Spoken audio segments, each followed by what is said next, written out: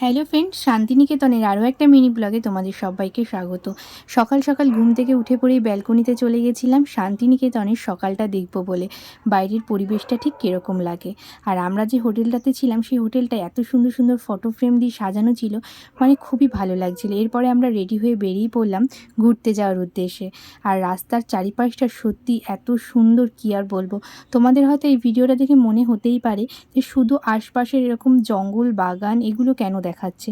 বিশ্বাস করো, এই পরিবেশটার মধ্যে যখন আমি ছিলাম বা কাটিয়েছিলাম, সত্যি খুব অসাধারণ লেগেছিল।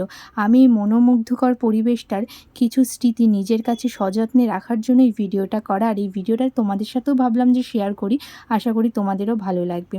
আর দেখো বটগাছটা কত সুন্দর, চারিদিকের পরিবেশটা এত সুন্দরভাবে তৈরি করা, যেন সবটাই মনে হচ্ছিল যে একদম প্ল্যান মাফিক সাজানো। সত্যিই খুব সুন্দর জায়গা। আর একটা মন্দিরও দর্শন করলাম। আর নেক্সট পার্ট নিয়ে খুব তাড়াতাড়ি আসছি।